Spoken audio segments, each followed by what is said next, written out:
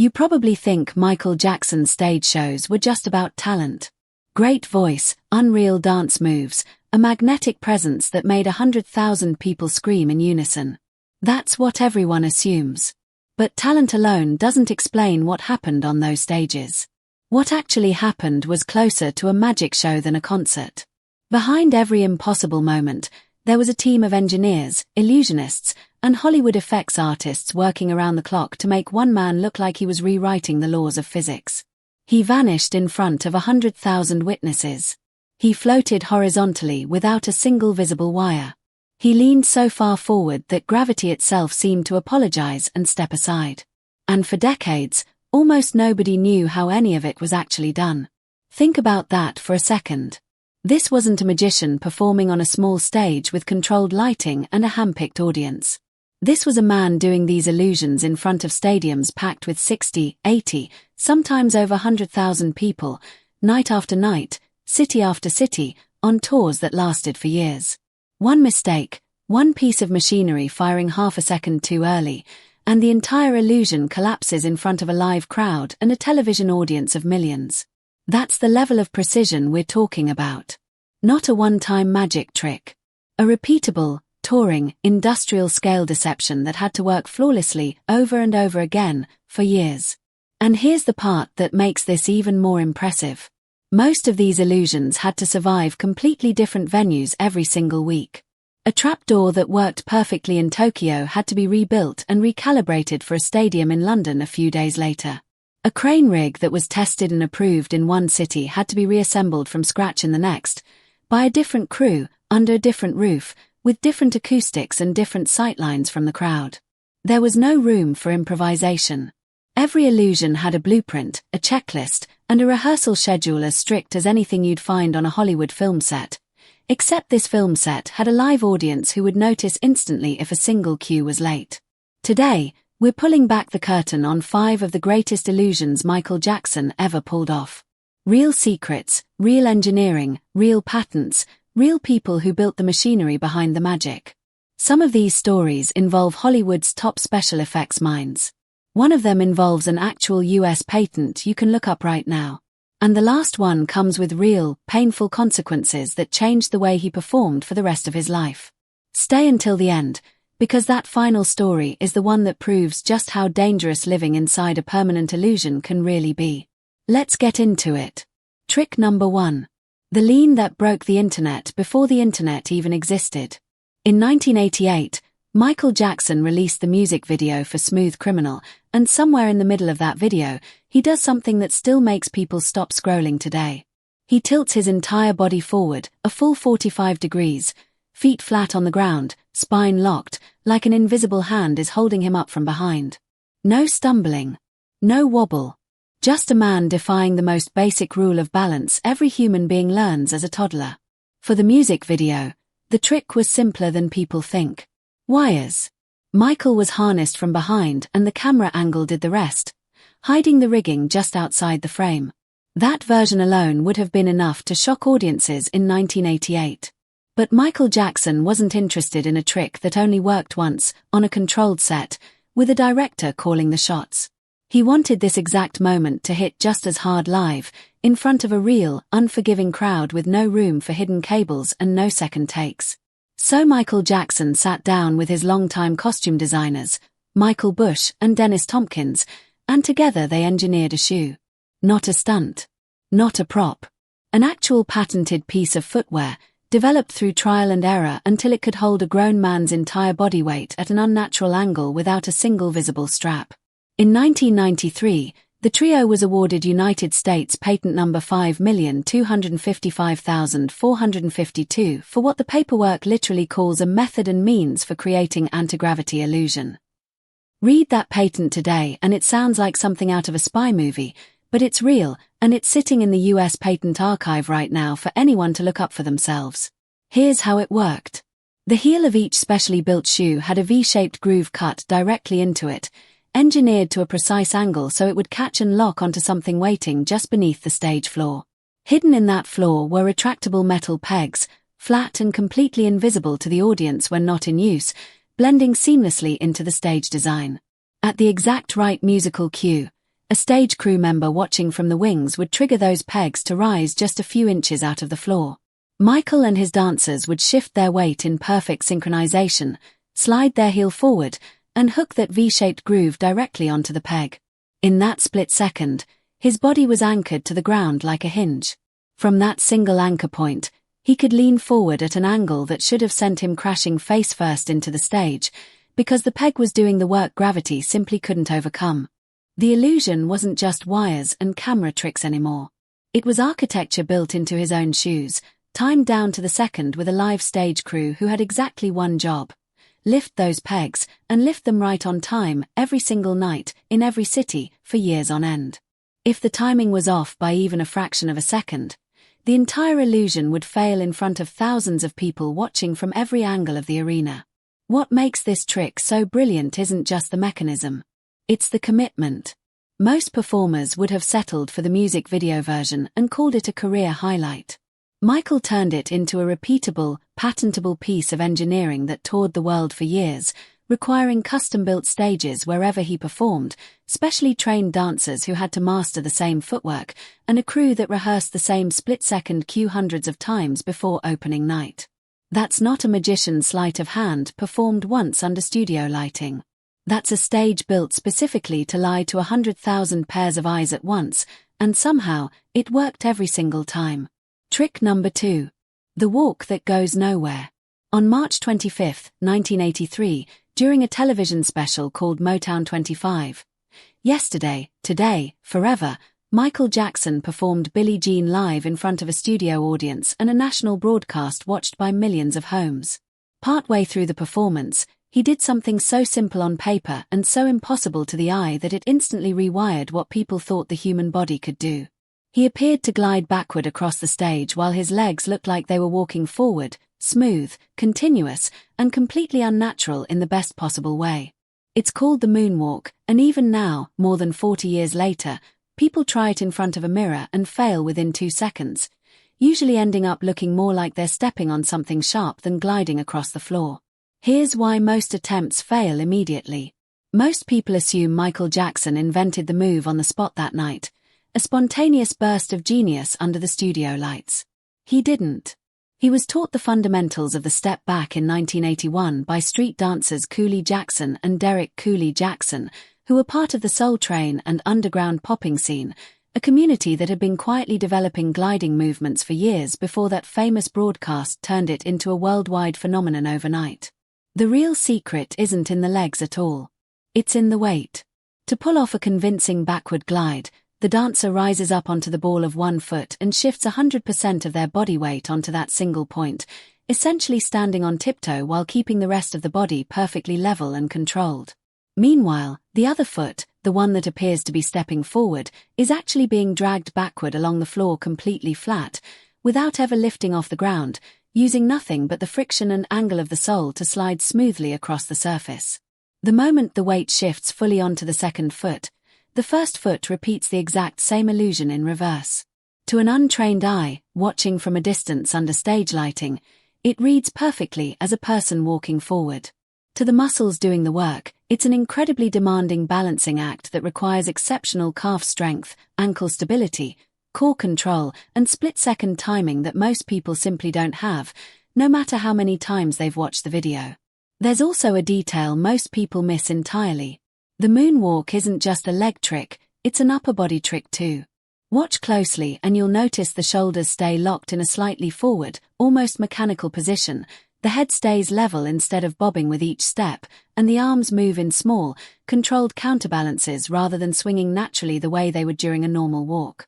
Every one of those choices exists for a reason. A natural swinging arm or a bobbing head instantly breaks the illusion, because the brain is trained to read those movements as signals of a person walking forward in the real world. Remove those signals, replace them with something unnaturally smooth and rigid, and the brain has nothing left to compare it against. That's the moment the illusion takes over. What made Michael Jackson's version so different from the street dancers who taught it to him wasn't the mechanics, it was the polish. He rehearsed the move obsessively, refining the tempo, the arm movement, the head tilt, and the exact moment to spin out of it, until it looked less like a dance step and more like an optical illusion happening in real time on live television. That single television performance did more for Michael Jackson's global fame than almost anything else he ever did in his career. It wasn't computer-generated. It wasn't a camera trick. It was pure body mechanics, discovered by dancers on the street and perfected by a performer obsessive enough to rehearse it until it looked like effortless magic instead of grueling physical exercise. Trick number 3. The box with 50 spikes and a man who wasn't inside. During his History World Tour in the mid-1990s, Michael Jackson closed out his performance of Thriller with one of the most terrifying illusions ever put on a concert stage, one that turned a joyful crowd completely silent within seconds. He was sealed inside a wooden crate in front of the entire audience, the lid nailed shut as the lighting dimmed to something closer to a horror film than a pop concert. Then, one by one, 50 massive steel spikes were driven straight through the box from every angle, slamming in with mechanical force, enough to convince anyone watching that there was no possible way a person could survive what they had just witnessed happen right in front of them. When the crew finally pried the box open, the crowd braced for the worst. Instead, they found nothing. The box was completely empty. Michael was gone. Screams turned to disbelief as, seconds later, he reappeared, alive and completely unharmed, rising high above the crowd on a crane platform, arms outstretched, as if he had simply teleported from a box full of steel spikes to the open air above the stadium roof. The illusion was engineered by Franz Harare, a world-renowned illusion designer who worked alongside Michael Jackson for more than 2 decades and built some of the most technically demanding effects of his entire touring career, effects that had to be rebuilt and recalibrated for nearly every stadium and arena on the tour. The secret relied on a combination of precisely calculated blind spots, controlled stage lighting, and a hidden trapdoor system built directly into the crate's platform, disguised so well that even crew members standing close by struggled to see the seams. The moment the box was sealed and the spikes began driving in, timed to a rhythm that kept the audience's eyes locked on the spectacle above the box rather than the floor beneath it, Michael was already gone, dropped silently through a floor panel that the lighting rig was specifically designed to hide from every seat in the arena, no matter the angle. From there, a passage beneath the stage led him quickly to the crane rigging, where he was secured into a harness and lifted into position, timed perfectly so that the crowd's disbelief peaked at the exact second he reappeared above their heads, arms wide, as if nothing at all had happened. What makes this illusion so effective isn't just the mechanics. It's the emotional whiplash. The audience is given horror, then confusion, then euphoria, all inside about 60 seconds, a roller coaster of emotion engineered with the same precision as the trapdoor itself. That's not just stagecraft. That's controlled emotional engineering, built by a man who understood that the biggest reactions come from the biggest contrasts, and who was willing to terrify a crowd of thousands just to make their relief and joy hit twice as hard moments later. Behind the curtain, this illusion also demanded a level of trust most performers never have to think about. Michael had to fall, blind and disoriented, through a moving trapdoor in complete darkness, trusting a crew he couldn't see to have the crash map positioned exactly right every single night, in every single venue. One missed mark, one crew member half a second slow, and a moment built for wonder could have ended in serious injury. That kind of trust doesn't happen by accident. It's built through years of rehearsal, redundancy checks, and a crew who understood that the illusion only worked if everyone involved treated it with the same seriousness as a stunt in a big-budget action film, not a concert prop. Trick number 4. The man who flew out of the stadium and never came back. During the finale of the Dangerous World Tour between 1992 and 1993, Michael Jackson gave audiences an ending they were not prepared for, one that turned an already legendary show into something people still talk about decades later.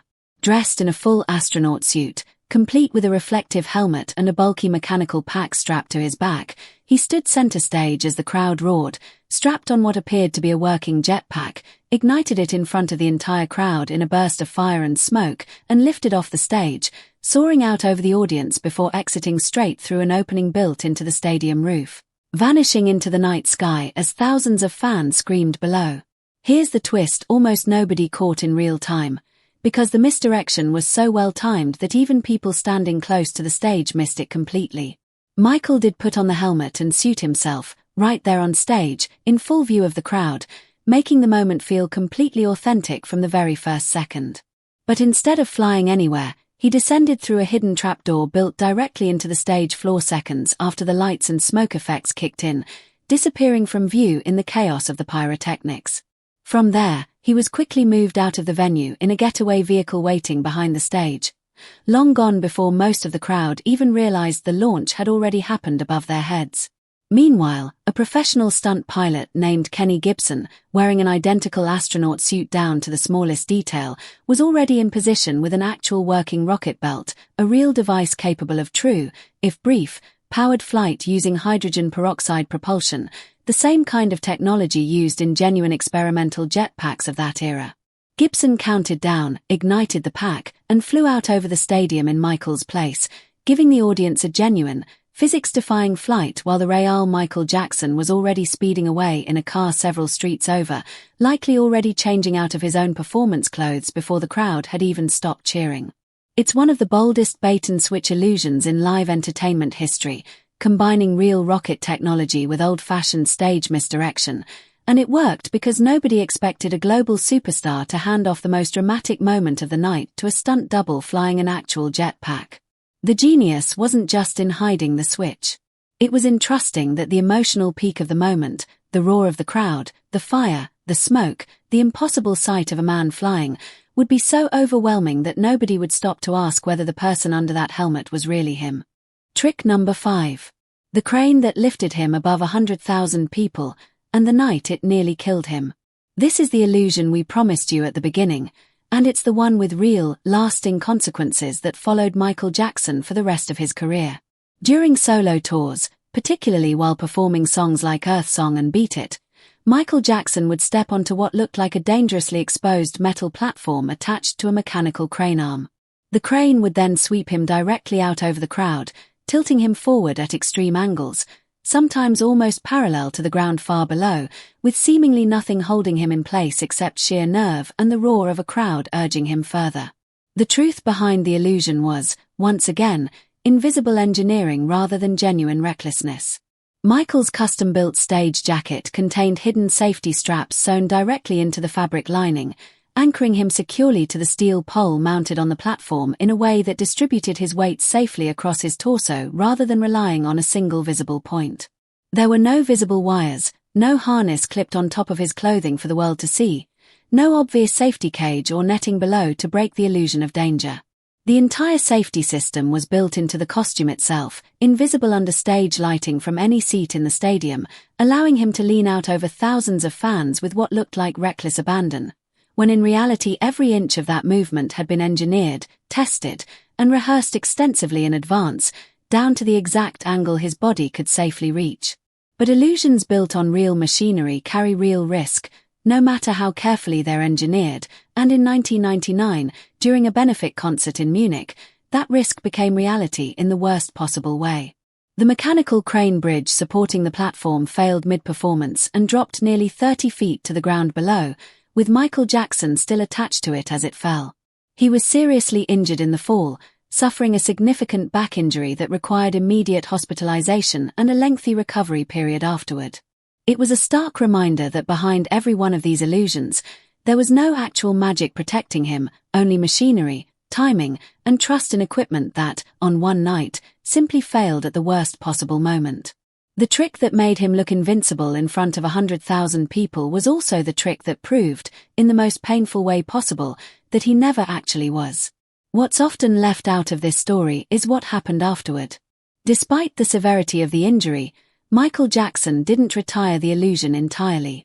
Versions of the crane and platform effect continued to appear in later performances and tour plans, adjusted with tighter safety protocols and more rigorous mechanical inspections before each show. That decision says a lot about how these illusions were viewed behind the scenes, not as optional flourishes, but as essential parts of the emotional architecture of the show, worth the risk of rebuilding and refining rather than cutting altogether. For an audience, the crane looked like a moment of pure spectacle. For the people running the show, it was one of the most heavily engineered and closely monitored sequences of the entire night, precisely because everyone involved understood exactly how badly it could go wrong. So what do all 5 of these illusions have in common? None of them relied on actual magic, And none of them relied purely on talent either, no matter how gifted a performer Michael Jackson genuinely was. Every single one was the result of obsessive engineering, patented technology, world-class illusion designers, and a willingness to physically risk his own safety to make an audience believe in something impossible for just a few seconds at a time. The anti-gravity lean wasn't wires, it was a patented shoe built alongside a costume designer, engineered over months of trial and error.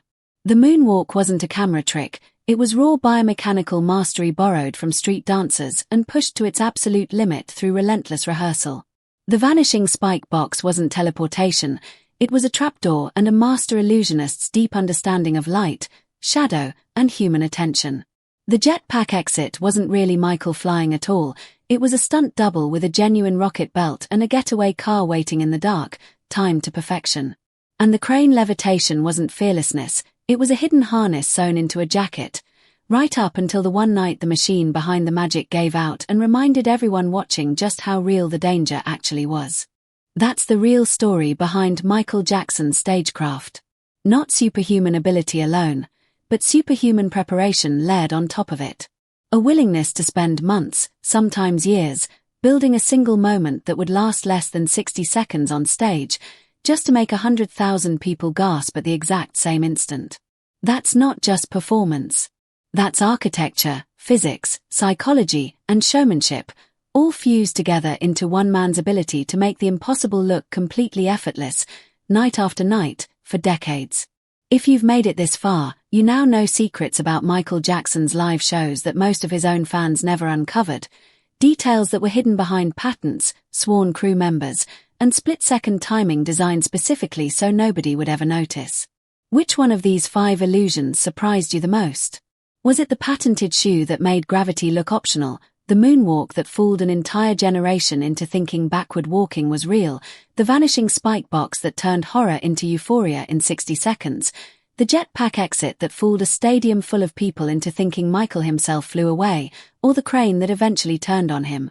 Drop your answer, because there are dozens more stories like this hiding behind the biggest performances in music history, hidden inside patents, buried in old interviews with crew members, and locked away in tour production notes that most fans never think to go looking for.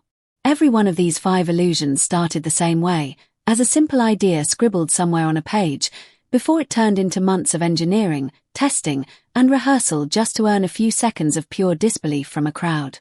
That's the part people forget when they talk about Michael Jackson as just a singer or just a dancer. He was also, quietly and deliberately, one of the greatest illusion designers live entertainment has ever seen, and we're just getting started uncovering exactly how far that genius really went.